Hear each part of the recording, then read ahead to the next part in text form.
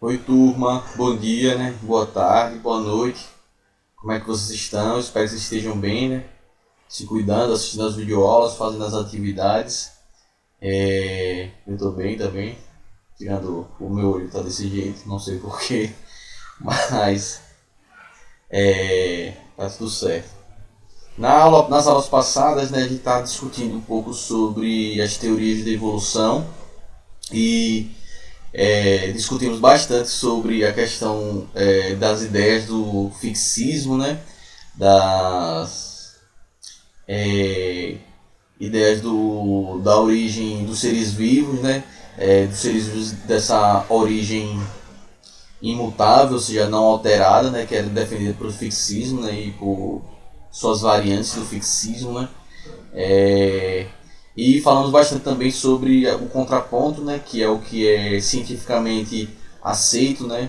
Hoje em dia, que são a gente chama das teorias evolucionistas, né? Da teoria evolucionista, que vocês também podem encontrar, às vezes, nas pesquisas de vocês, se vocês decidirem se aprofundar um pouco, é, não necessariamente se aprofundar, né, mas pesquisar na internet sobre, quando vocês estiverem estudando, não sei se vocês estão estudando assim, ó, lendo livro e pesquisando na internet, mas né, se pesquisar na internet, vocês também podem encontrar, ao invés de falar de teorias evolucionistas, eles falarem de ideias transformistas, né? Para fazer o contraponto ao fixismo. Né? Fixismo é aquilo que não altera, é imutável, as espécies surgiram independentes, é, e elas não se alteram ao longo do tempo, não tem noção de ancestralidade, e as ideias transformistas, que é onde estão as teorias evolucionistas, né? É justamente essa ideia, por isso que chama transformista, né? Fixismo, fixo não se modifica, e transformista se altera, né? Se modifica. Então as espécies se modificam ao longo do tempo, tem a noção de ancestralidade, ou seja, de que os seres vivos eles variam uns dos outros, a ideia de um ancestral comum, de parentesco. É, e aí dentro estariam as teorias evolucionistas. Né? Então, se vocês encontrarem esse termo, teorias ou ideias transformistas, é a mesma coisa do que a gente vem tratando aqui das teorias evolucionistas. Né? É esse contraponto à ideia do fixismo, essa ideia não necessariamente tão científica, né?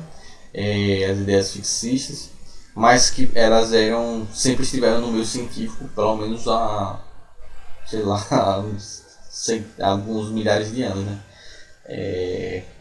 E que se foram só se o contraponto só veio existir, né, no processo como a gente já vinha discutindo, no início do século XIX, né, com os pressupostos do Lamarck, né, os seus princípios que vinha argumentar que os seres vivos eles se modificavam ao longo do tempo, eles vinham se modificando, por mais que nas teorias do Lamarck ele não trouxesse a noção da ancestralidade, do parentesco, né? Ele trazia a ideia de transformação e ele buscava lá explicar a transformação que os seres vivos se modificavam como respostas às alterações ambientais. Né?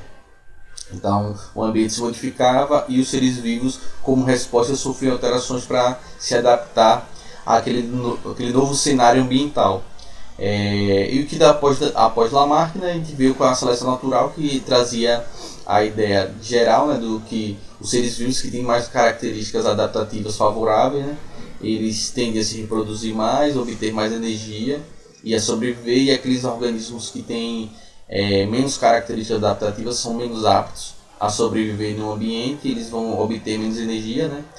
No processo de alimentação, de competição com outras espécies, ele vai se reproduzir menos e provavelmente depois de um tempo aquele indivíduo que eu estou chamando aqui, me referindo à espécie, aquela população, né, ela vai deixar de existir e vai entrar no processo que a gente chama de extinção. Então a base da seleção natural era a ideia de que o ambiente ele seleciona as características adaptativas, né? Então o ambiente ele seleciona os organismos que têm melhores características adaptativas a sobreviver num ambiente em um determinado tempo, né? Isso não quer dizer que depois de um tempo aquele ambiente se altere, aquele mesmo organismo ele vai sobreviver. Alguns organismos eles podem estar aptos a sobreviver, né, em determinado momento histórico, mas pode ser que o ambiente ele sofra alguma alteração e aquele organismo ele já não tenha mais os mecanismos necessários para sobreviver. Então tá aí essas são as principais diferenças que você consegue observar nas ideias de Lamarck e Darwin. Para Lamarck, o ambiente ele pressiona o ambiente a sofrer alterações para se adaptar a ele. Para a seleção natural de Darwin e do Wallace, o ambiente ele seleciona as características adaptativas, ou seja, ele vai selecionar os organismos que têm características que favorecem a sua adaptação.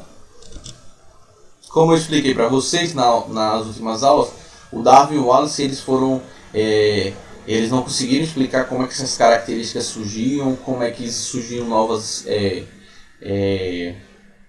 como é que os fatores que levavam a essas alterações que faziam com que características aparecessem e fossem favoráveis para a adaptação desses seres vivos. Isso eles não tinham esse conhecimento na época, né? De que fatores levavam a determinadas características surgirem e essas características serem adaptativas favoráveis ou não, né? Uma característica que provavelmente pode ter surgido, né? E ela não era favorável e aquele organismo deixou de existir junto com aquela característica adaptativa que não era favorável. Isso eles não conseguiram explicar esses fatores, né? Nem conseguiram explicar como é que funcionavam os mecanismos de herança, né? Ou seja, como é que essas características elas eram herdadas, né? Eles sabiam que, por exemplo, diferente da ideia da transmissão das características adquiridas do Lamarck, né, que achava que toda e qualquer característica que um ser vivo adquiria no seu processo de adaptação ao ambiente ela seria transmitida, né, e se provou que nem todas as características elas são herdadas assim de forma imediata, né, e essas respostas elas só vieram, não vieram essas respostas para negar a teoria da seleção natural, né. Foram respostas que vieram a aperfeiçoar a teoria da seleção natural, que é o mecanismo que a gente chama da teoria sintética da evolução ou do neodarwinismo, né? E aí vários fatores foram agregados para explicar esses fatores, né? Então vários campos da ciência se somaram para poder reforçar a seleção natural e outros aspectos para poder explicar de que forma os seres vivos eles se alteravam, ou seja, como é que essas características, como surgiam novas características nos seres vivos. E como essas características eram herdadas. Essa parte de como as características eram herdadas a gente já estudou, a gente já viu quando a gente estudou genética, quando a gente estudou a primeira lei de Mendel, né? Ele explicou, né, como essas características foram herdadas, e quando a gente estudou também os conceitos de genética, né, que eu expliquei das características congênitas, das características adquiridas, né, como é que elas eram herdadas, né? Então essa parte a gente já tem a resposta, que a gente já viu lá em genética. Mas tem algumas coisinhas aqui que eu vou trazer para reforçar, para explicar como essas características podem aparecer, como elas podem desaparecer e como essas características elas podem ser selecionadas ou não, a partir de fatores de seleção diferentes, certo? Então vamos começar vendo aqui um pouquinho sobre um primeiro aspecto que busca explicar como novas características podem se desenvolver ou podem surgir em um determinado grupo de seres vivos, né, e como essas novas características elas podem ser evolutivamente favoráveis, né, ou seja, tornar o organismo mais apto a sobreviver no ambiente. Uma dessas características é o processo que a gente chama de crossing over, que acontece na meiose. E a meiose é a divisão celular que forma os gametas, ou seja, que forma as células reprodutoras, né? Então, lá na meiose, né, o que acontece? A gente vai ter aquele processo que a gente já discutiu, né, da formação dos gametas, que vai ter o processo de redução dos cromossomos à metade, né? Então, para que quando ocorra o processo de fecundação, a gente consiga ter o número compatível de cromossomos da espécie. Então, por exemplo, a gente tem 46 cromossomos, né, a espécie humana. Então, para que a gente tenha nascido 46 cromossomos, nossos pais têm que ter formado os gametas deles. Nossa mãe com gameta com 23 cromossomos, nosso pai com gameta com também 23 cromossomos. Para quando esses gametas, né, o óvulo e o espermatozoide deles se combinarem para formar um embrião e futuramente formar o nosso agente, né, precisa combinar esses 23 do pai e 23 da mãe para formar 46 e a gente ser um organismo da espécie humana viável.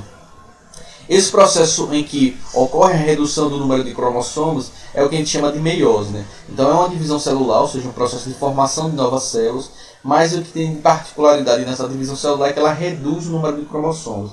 Ou seja, a gente diz que é uma divisão celular reducional. Ela reduz o número de cromossomos à metade para que se possa se tornar viável, né? Então a meiose ela só acontece nas células reprodutoras, nas células reprodutivas, nos óvulos e nos espermatozoides, certo? Um outro processo que acontece na meiose, no processo de formação dos gametas, é isso que a gente chama aí de crossing over. O crossing over a gente também pode ser chama de processo de recombinação, certo?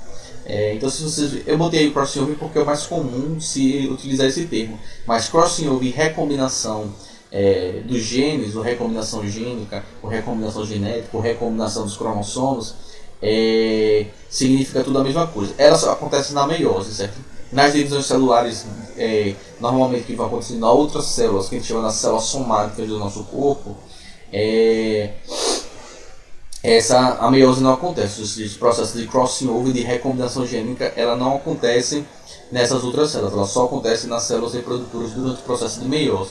O que acontece isso? Então, a gente falou lá quando estava conversando sobre genética, a gente falou que os cromossomos eles ficam em pares, né? Que a gente chama dos cromossomos homólogos, que tem o mesmo tamanho, o mesmo par, a mesma estrutura. E aí eu falei lá que a gente tem os 23 pares de cromossomos, né? Nós temos 46 cromossomos divididos em 23 pares. Esses pares eles formam os cromossomos homólogos, né? Porque é um par que tem recebido do nosso pai e o outro par que tem recebido de nossa mãe. Então eles ficam em pares, formam esses homólogos. Quando a célula vai fazer a meiose, quando ela vai se dividir, esses cromossomos homólogos eles ficam pareados, ou seja, eles ficam um do lado do outro, certo? Como vocês podem ver aí nesse esquema aí. Então fica aqui alinhados. Então a gente vai ter ali o alinhamento dos cromossomos homólogos. Então vai ficar um do lado do outro. Um cromossomo que recebeu do nosso pai e o outro cromossomo que recebeu da nossa mãe durante a meiose, certo? Para ela dividir e formar os óvulos e os espermatozoides, ou seja, os gametas. Então eles ficam alinhados. Aí vocês estão vendo aí o vermelhinho e o azulzinho. O que pode acontecer durante a meiose? Nem sempre acontece, certo? Mas acontece bastante. É esse processo que a gente chama de crossing over. Ou seja, esses cromossomos que estão em pares, vejam na segunda imagenzinha, o que acontece? As cromátides irmãs, que são essas perninhas deles, dos cromossomos homólogos, elas se cruzam, elas se entrelaçam, como vocês podem ver aí na segunda imagem. Então, esses cromossomos recombinantes. Então, o que acontece? Essas perninhas de cromossomos dos pares, né, elas podem se entrelaçar, e aí o que acontece? Pode acontecer um processo de recombinação do cromossomo, ou seja, o processo de crossing over. Então, um pedacinho de um cromossomo vai parar no outro e vice-versa. Veja o que está acontecendo aqui, ó, bem aqui em cima, tá vendo aí? Você tem um cromossomo azul, vamos supor que quer ser do seu pai, um cromossomo vermelho que ser da sua mãe. Esses pares. Então, essas perninhas, esses cromáticos que tem que ser as que estão do lado da outra. Veja que aqui na terceira imagem está mostrando aqui que os cromossomos não recombinantes, que são essas perninhas que estão distantes. Elas não se entrelaçam, elas só podem se entrelaçar as que estão uma do lado do outro. Seja em cima, seja embaixo. Nesse caso aqui, ou seja em cima e embaixo ao mesmo tempo. Nesse caso aqui só está trazendo embaixo, ali na segunda imagem. Então essas perninhas se trocaram e aí o que acontece?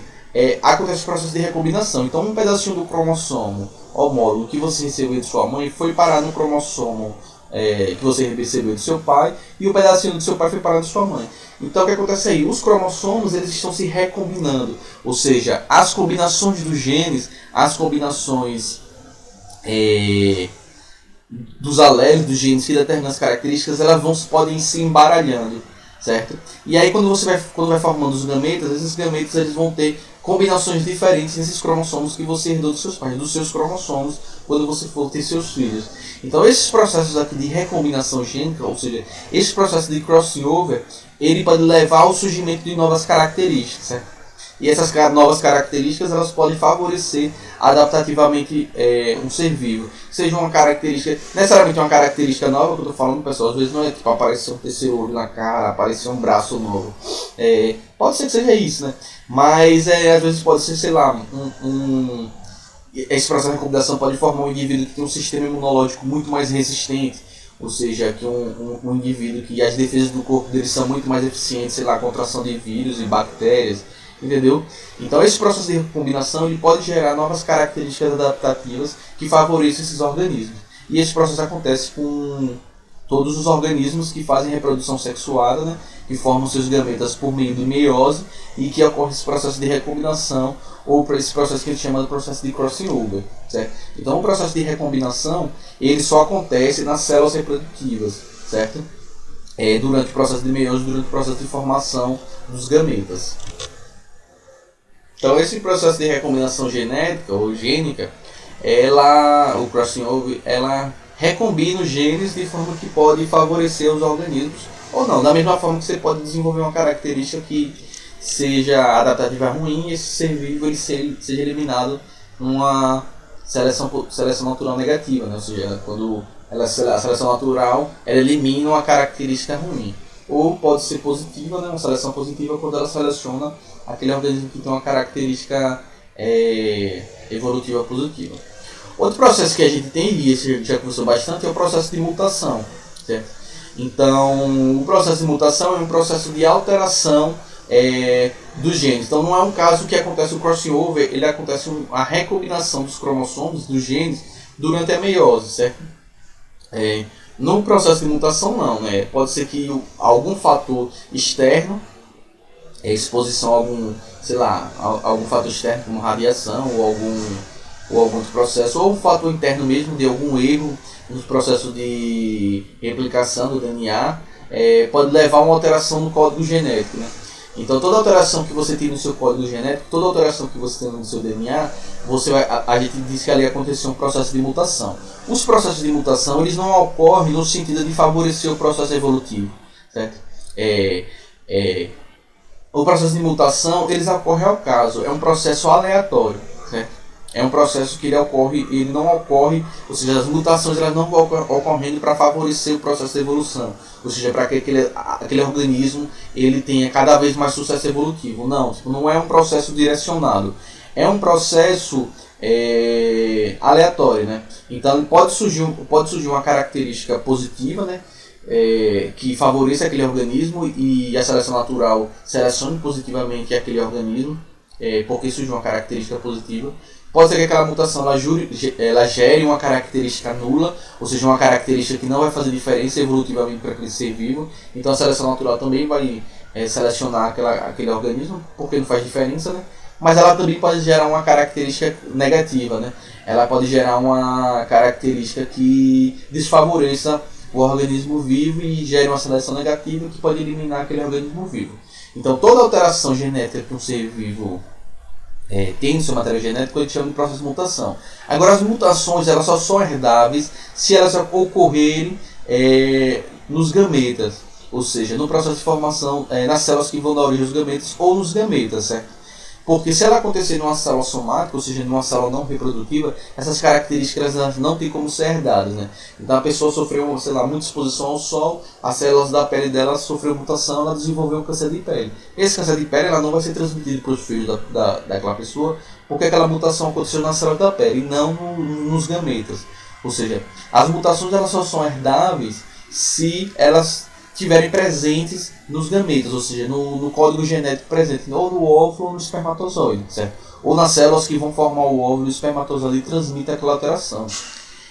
Aqui a gente tem um caso comum no continente africano, que é um fruto de um processo de mutação, né? Então a gente tem um código genético aqui para formar o que forma as hemácias, os glóbulos vermelhos do sangue, né? Então lá em cima está um código genético não mutante, né? Que forma um glóbulo vermelho, uma hemácia certinho. E tem uma mutação que a gente chama da mutação da anemia falciforme. A anemia falciforme é uma condição, né? Que no processo de mutação, ou seja, ele lá só alterou uma base nitrogenada no código genético. Lá em cima estava citosina, timina, citosina, CTC, e aqui na mutação a timina foi substituída pelo A, que é a adenina. Então essa alteração leva a um processo de formação, ou seja, a alteração de uma base nitrogenada do nosso DNA leva à formação de hemácias defeituosas, né? Hemácias defeituosas nesse formato aí de foice, por isso que chama de anemia falciforme. Por que chama de anemia falciforme? Porque as hemácias, elas têm a função no nosso corpo, no nosso sangue, são células, os glóbulos vermelhos do nosso sangue, que transportam o oxigênio para nossas células, para que nossas células consigam produzir energia, certo? Então o que acontece? Com as pessoas que têm essa mutação aqui da anemia falciforme, como as hemácias delas ficam nesse formato de foice, elas não conseguem transportar a quantidade de oxigênio, elas não conseguem levar a quantidade de oxigênio que levaria em uma hemácia normal. Então as células vão recebendo menos oxigênio, consequentemente elas vão produzindo menos energia e a pessoa vai desenvolver um grau de anemia, né? Nesse caso a gente chama de anemia falciforme porque é uma anemia que está ligada a uma alteração na hemácia que é fruto de uma mutação genética, certo? As pessoas não chegam a morrer por causa da anemia falciforme, certo? É uma condição que a pessoa consegue viver, né? Mas ela vai ter essa condição anêmica ao longo da vida dela, porque todas as hemácias dela se formam nesse caso. Por que eu estou falando disso? Porque lá no continente africano é muito comum essa mutação aí da anemia falciforme e ela é muito presente nas populações. Mas por que ela é muito presente nas populações? Principalmente populações de países no continente africano que tem muita incidência da malária. A malária é uma doença que é causada por um protozoário, né? Ela é transportada pelo mosquito. E a malária, esse protozoário, esse parasita, ele se reproduz justamente nas hemácias do sangue, do indivíduo, né? Então esse parasita ele entra nas hemácias, ele se reproduz, ele rompe essas hemácias, libera várias toxinas, a pessoa tem febres e em casos mais graves da malária a pessoa morre, certo? Então, porque tem muitos casos de pessoas, boa parte da população de vários países africanos tem a anemia falciforme, é muito comum isso. O que acontece? As pessoas que têm anemia falciforme, que têm essas hemácias em formato de foice, quando elas são picadas pelo vetor da malária, quando o parasita entra no sangue dela, esse protozoário ele não consegue invadir as hemácias falciformes, certo? Ele só consegue entrar em hemácias normais, que não tem essa alteração. Então o que acontece? Todas as pessoas que têm anemia falciforme, elas são imunes à malária, porque o protozoário ele não consegue invadir essas hemácias nessa estrutura, nesse formato alterado. Então o que acontece? As pessoas que têm anemia falciforme lá nos países africanos que tem muitos casos de malária, elas tiveram um sucesso evolutivo porque elas são melhor adaptadas à presença da malária, porque elas não desenvolvem a doença. Então o que aconteceu? Porque há muitas pessoas da população tem muitas pessoas que têm anemia falciforme. Porque essa característica de ter anemia falciforme foi uma característica adaptativa positiva no processo evolutivo das populações desse continente. O que acontecia? Muitas pessoas que não tinham anemia falciforme pegavam a malária, muitas delas pegavam a variação mais grave dessa doença, acabavam desenvolvendo a malária e morrendo. E se elas morrem, elas não deixam seus filhos. Isso acontece. As pessoas que eram imunes à malária porque tinham anemia falciforme, elas tendiam deixando seus filhos, os seus filhos iam herdando essa característica, essa mutação, e essas características iam passando. E essa população foi sobrando mais pessoas que eram imunes do que pessoas que eram suscetíveis à malária. Porque essas pessoas, muito caso dessas pessoas que tinham a malária, morriam, né? Então se elas morriam, elas não passavam essa característica das hemácias normais, né? Então, iam sobrevivendo ao longo do tempo as pessoas que tinham anemia falciforme por serem imunes à malária. Então, por isso que hoje a gente encontra muitas pessoas, é muito comum encontrar pessoas que têm essa condição da anemia falciforme, porque essa mutação, por mais que tenha levado a desenvolver essa doença, né, da anemia falciforme, ela torna essas pessoas imunes à malária, que é muito incidente e que causa muitas mortes nesses países, certo? Então, aí está um exemplo de uma característica que surgiu na espécie humana e que favoreceu essas populações de um determinado local, certo? Então as pessoas eram imunes à malária e não morriam da anemia falciforme, certo? Então aí está um fator que é bastante interessante, uma curiosidade interessante para trazer para vocês também. Outro fator que é importante também, que também foi bastante discutido, é o que a gente chama da seleção artificial. O que é a seleção artificial? A seleção artificial, ela é um processo em que você artificialmente seleciona características, ou seja, seria a seleção natural, funciona idêntico com a seleção natural, ou seja, um ambiente selecionando características que são favoráveis. Mas o que a gente chama, quando a gente chama de seleção artificial, é quando as características de seres vivos elas são selecionadas por intermédio do ser humano. Então, por exemplo, quando, sei lá, a pessoa cria gado, né, e ela quer gado de corte, ou seja, para vender a carne daquele gado, ela trabalha com isso, ela cria o gado para vender o gado que vai ser vendido para o abate, para vender a carne. Então o que a pessoa faz? Ela vai cruzando o gado, né, o boi e a vaca que tem maior porte, né? Aí ele vai cruzando e pega os filhotinhos. Os filhotinhos, quando nascem, ele vê os filhotinhos que, quando crescem, quais que tiveram mais características parecidas com o pai, com maior porte. Aí você vai cruzando e você vai selecionando artificialmente alguma característica, né? Isso explica esse processo de seleção natural, explica também na agricultura, né, que você vai cruzando variedades de plantas que têm características do seu interesse, sei lá, espiga de milhos maiores com mais grãos e por aí vai. Então isso é o processo de seleção artificial, ou seja, por intermédio do ser humano, você vai selecionando no ambiente características que são favoráveis para um determinado indivíduo, né? Aqui eu estou mostrando aqui esse gráfico só para mostrar, resumido aqui, como a mutação ela cria variedades, né? Então veja lá que tem em cima um cinzazinho claro, né? Aí ele sofre a mutação, surge um branco, um claro, mais escuro. Então veja lá, aí o branco não é uma característica favorável, então a mutação ela vai ser eliminada pela seleção natural, né? E aí vai passando essas características e essas mutações favoráveis são mais prováveis de sobreviver e se reproduzir, né? Então aqui é só um resumozinho dessa tabela aqui, certo? Então ali vai descendo as mutações, olha, e as que vão ser eliminadas, aquelas que em determinado momento no ambiente não é mais favorável. Então a seleção artificial também pode funcionar assim, né? Você vai selecionando aquela característica que é favorável para um determinado organismo, né? Então, por exemplo, em criação de cachorro, né? Por que tem tantas raças de cachorro diferentes? Né? Porque as pessoas foram fazendo a seleção, né? Então aqueles cachorros do focinho achatado, né? Aquele boxer, bulldog. Então o que é que eles vão fazendo? As pessoas iam cruzando os cachorros que tinham as linhagens mais achatadas do focinho, e aí ia pegando esses filhotes, ia cruzando os que tinham o focinho mais achatado, ou seja, ia selecionando, porque na Inglaterra vitoriana era chique, né, ter um cachorro do focinho achatado. Então essa característica ela ia sendo selecionada, ou seja, artificialmente. Tem outro processo de seleção artificial que ocorre também, que é uma bastante comum, chamada seleção artificial